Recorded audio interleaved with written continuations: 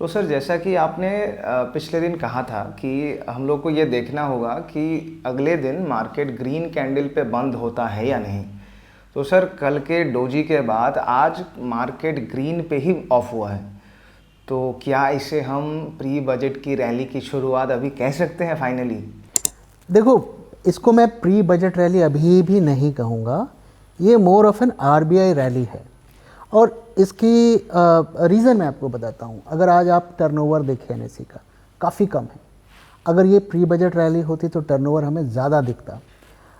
कल हमने करीब 91,000 करोड़ से ज़्यादा का टर्नओवर किया था। आज last I check market closing के आसपास 85,000, शायद उससे कम ही रहा होगा।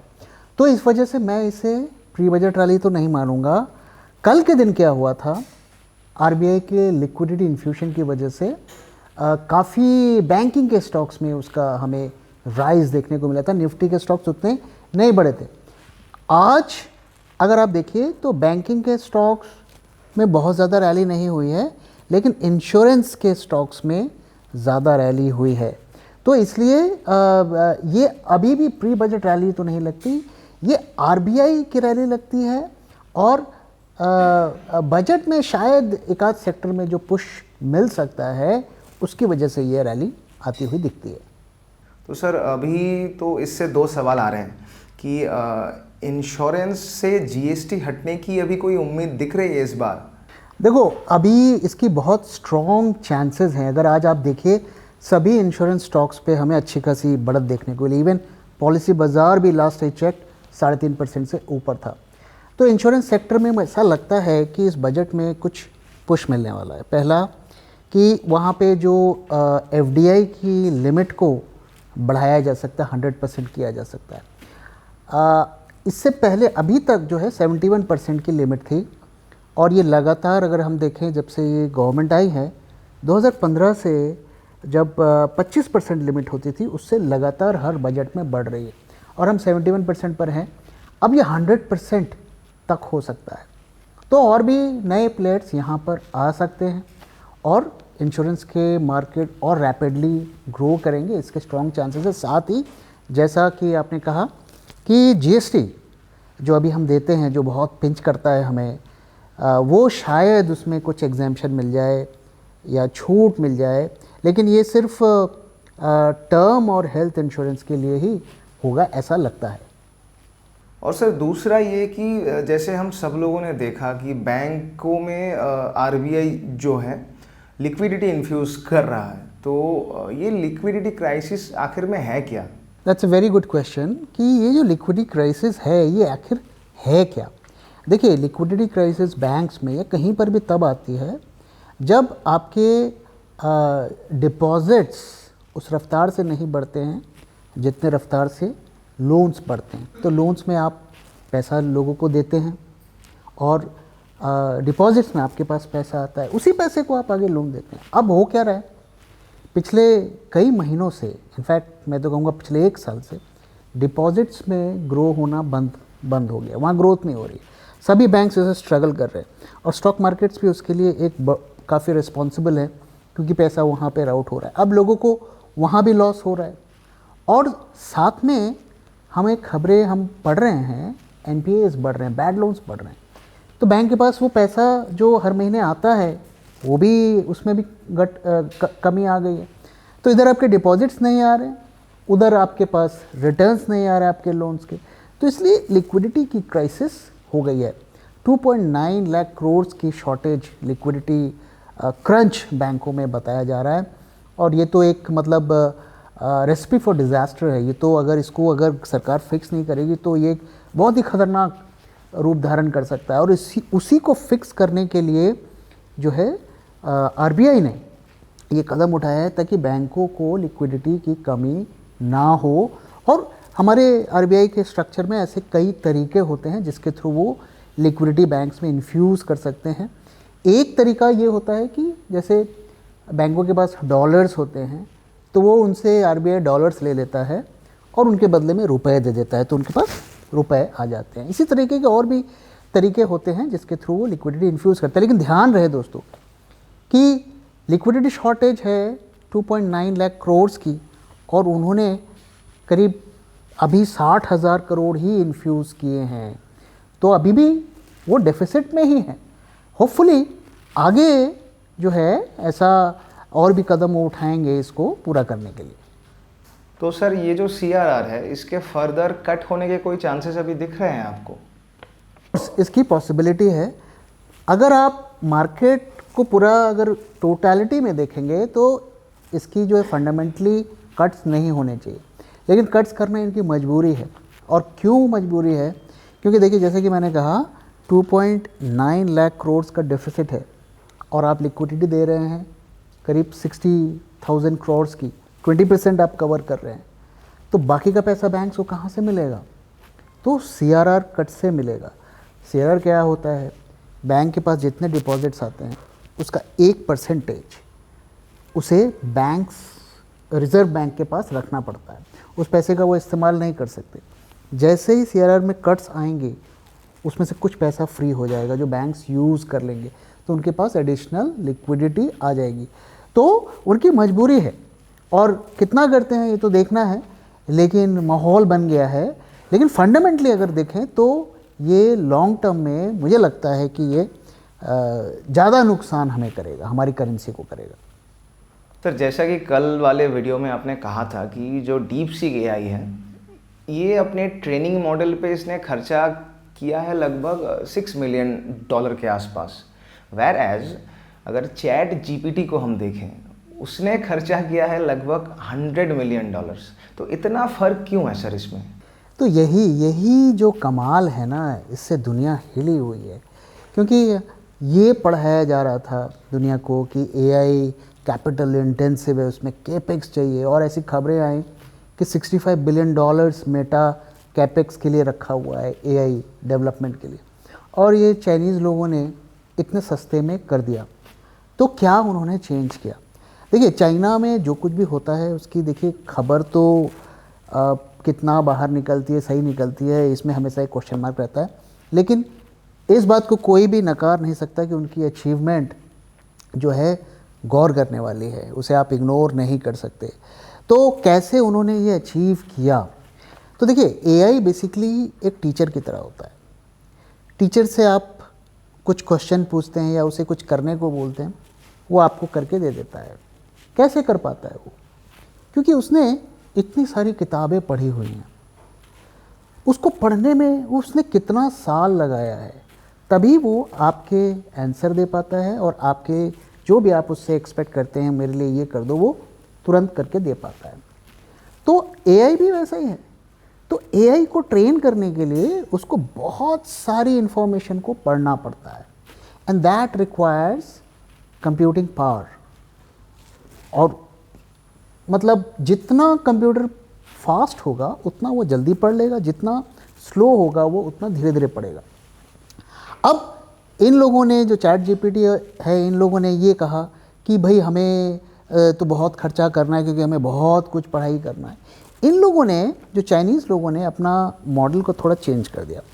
उन्होंने बोला यार हम एक टीचर नहीं रखेंगे, हम कई सारे टीचर्स रखेंगे, तो वो कम टाइम में अपने सब्जेक्ट की चीज़ को पढ़ लेंगे। तो इस तरीके के मॉडल को उन्होंने अडेप्ट किया, जिसकी वजह से कम कॉस्ट में उन्होंने इसे कर लिया।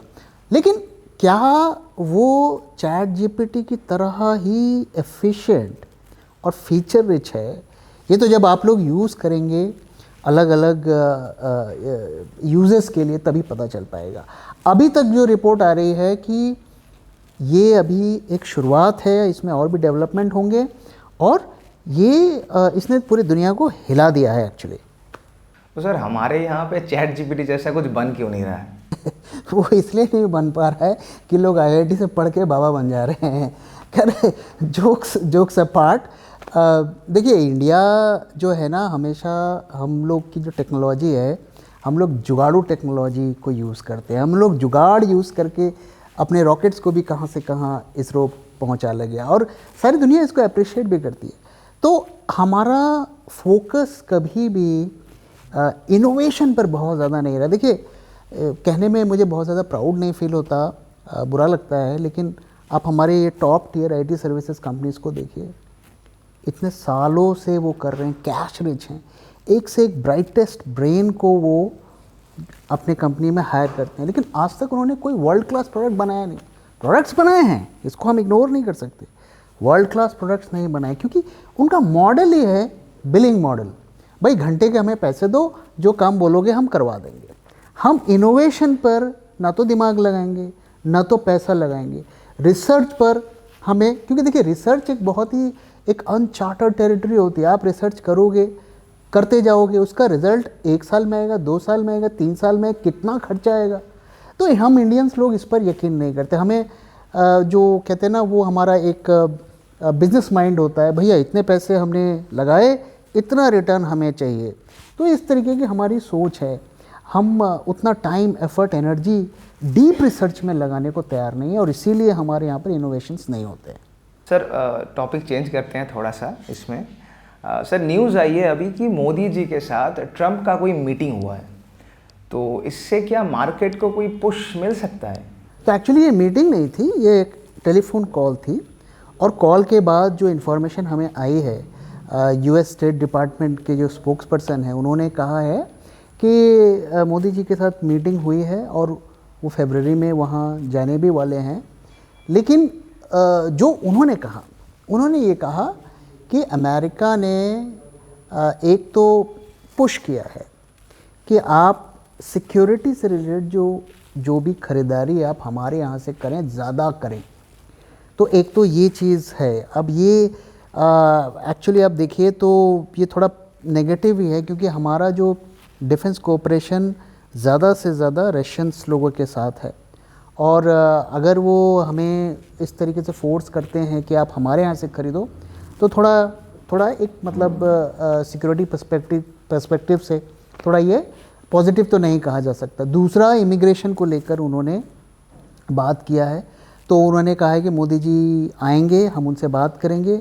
जैसे कि आप सुन रहे हैं कि डिपोर्टेशन की बात हो रही है, काफ़ी सारे इंडियंस को वहाँ से डिपोर्ट किया जाएगा, तो अगर हम उन लोगों को एक्सेप्ट नहीं करेंगे तो डिपोर्ट नहीं कर पाएंगे। तो वो भी एक उन्होंने पॉइंट को रेज़ किया है। और तीसरा, अगर आप देखिए रिसेंट, फिर उन्होंने अपने उस जो वो लगातार कह रहे थे उसको दोहराया है इंडिया को पॉइंट करके, कि भाई ये लोग जो हैं बहुत ज़्यादा टैरिफ चार्ज करते हैं हमारे प्रोडक्ट्स पर, और इनको ये बंद करना पड़ेगा। तो इस तरीके से एक छोटा मोटा थ्रेड भी दिया है। तो ये जो डेवलपमेंट अभी हो रही है, ये देख के तो नहीं लगता कि ये उस एंगल से ये मार्केट के लिए पॉजिटिव है। ध्यान रहे दोस्तों कि हम अमेरिका से, जो हमारा बिगेस्ट ट्रेडिंग पार्टनर है, सबसे ज़्यादा एक्सपोर्ट अमेरिका को करते हैं, 77 बिलियन यूएस डॉलर्स का। और अमेरिका अगर हमें फोर्स करेगा कि आप हमसे इंपोर्ट भी करिए, उतना करिए, नहीं तो हम आपके प्रोडक्ट्स पर टैरिफ लगाएंगे, तो ये तो फिर थोड़ा हमारे जो मैन्युफैक्चरर्स हैं उनके लिए थोड़ा ये नेगेटिव ही होगा। तो ये पॉजिटिव डेवलपमेंट तो मुझे तो अभी तक तो नहीं लगती। हाँ, मोदी जी जाकर वहाँ पर क्या एग्रीमेंट करते हैं वो आगे की बात होगी। तो सर कल जो आपने कोर्स का अनाउंसमेंट दिया था, उसके डिटेल्स पूछ रहे हैं लोग कि क्या क्या हम लोग को मिलने वाला है इसके अंदर, क्या डिटेल्स हैं, ये लोगों को जानना है सर। देखिए, ये जो हमारा इनिशिएटिव है, ये अब तक का हमारा सबसे बड़ा इनिशिएटिव होगा। अभी तक हम हमारे जो भी हमारे लर्निंग प्रोग्राम्स थे, जैसे हम बिग ट्रेडर्स समिट करते थे, तो वो HNIs के लिए थे, ज़्यादा कैपिटल की आपको रिक्वायरमेंट होती थी उसके लिए, या क्लब 100 था, वो टोटली ऑप्शंस पर फोकस्ड होता था।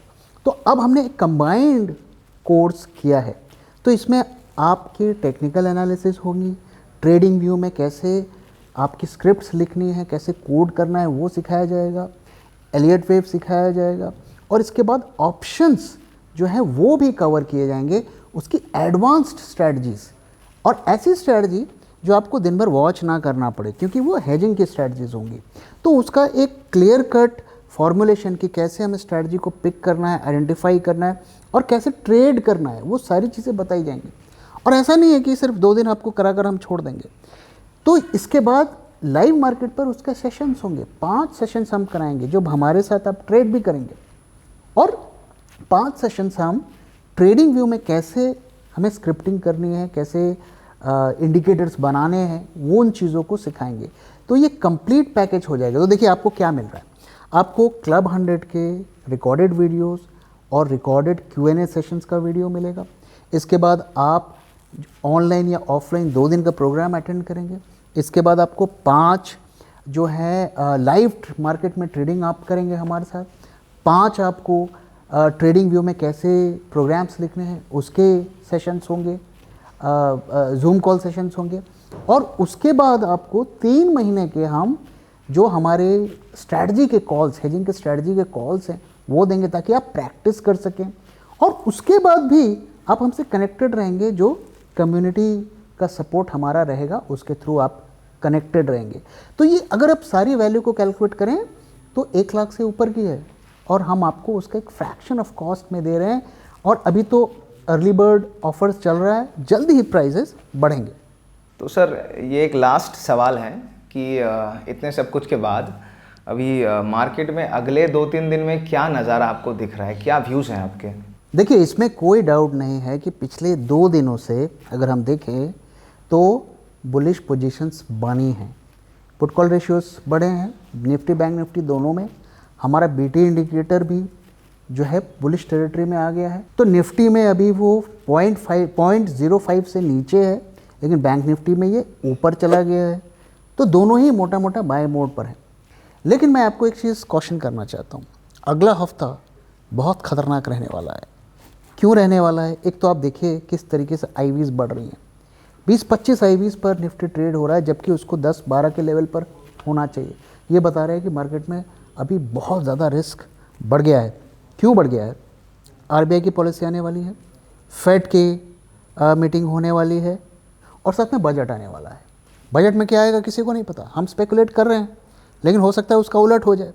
हो सकता है कोई नए टैक्सेशन कैपिटल मार्केट में लग जाए या कोई बहुत ही पॉजिटिव चीज़ आ जाए जो कि मार्केट को स्काई रॉकेट करा दे और सारी शॉर्ट पोजीशंस कट होने लगे।